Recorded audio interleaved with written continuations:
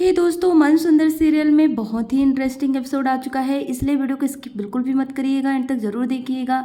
यहाँ रूही माँ बनने वाली है और उसका पूरा रिपोर्ट पॉजिटिव आया हुआ है, लेकिन फिर भी रूही के मन में डर सा लगा रहा है कि अब रिपोर्ट में न जाने क्या निकलेगा।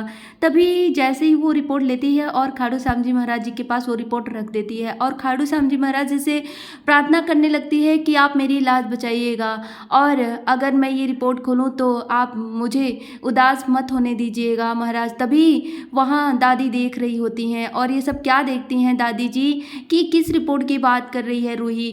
तभी रूही वहाँ से चली जाती है।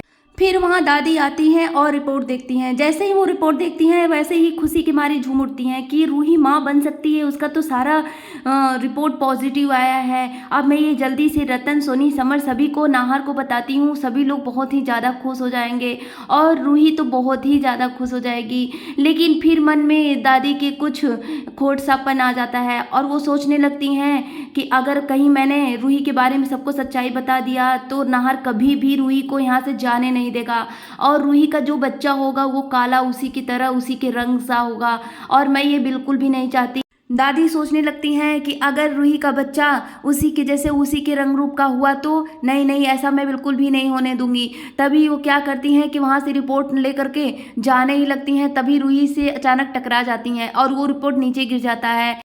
उसके बाद दादी रूही से पूछने लगती हैं कि तुम मेरे रूम में क्या कर रही थी। तभी रूही बताती है कि दादी जी, आपके दवाई का समय हो गया था, इसीलिए मैं आपके रूम में आप ही को ढूंढने के लिए आई थी, लेकिन आप यहाँ पर नहीं थी।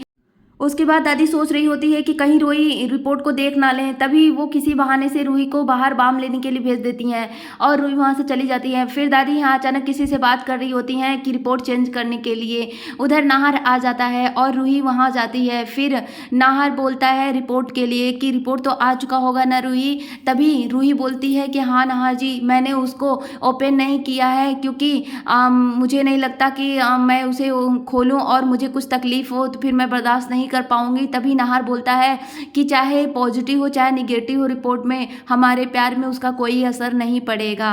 तभी रूही वहां जाती है रिपोर्ट डालने के लिए। और सबसे पहले मैं आपको बता दूं कि दादी यहाँ पे बहुत ही बड़ा चाल खेल रही होती हैं। जैसे वो देखती हैं कि रूही दादी के लिए नाश्ता लेकर के आती है, तभी वो बहाना करके मरने का नाटक करके लेट जाती हैं। और यहाँ जैसे ही रूही आती है वैसे ही उसे लगता है कि दादी को क्या हो गया, वो चिल्लाने लगती है। बाकी सभी पूरी फैमिली आ जाती है। फिर वो लोग डॉक्टर को बुलाते हैं और यहाँ दादी सब स्वस्थ रहती हैं, फिर भी वो बेहोश होने का नाटक करती हैं। फिर डॉक्टर बोलता है कि इनको कुछ भी नहीं हुआ है, नॉर्मली बीपी की प्रॉब्लम थी जो कि इनका लो था, तो इसलिए इनके खान पान पे आप लोग ध्यान दीजिए।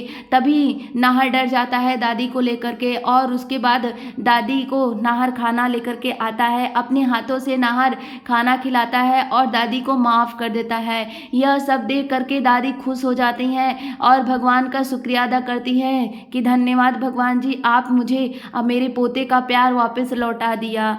और इधर दादी फिर से चाल खेलना स्टार्ट कर दी है रूही के साथ, क्योंकि वो तो चाहती ही नहीं है कि रूही और नाहर एक हो।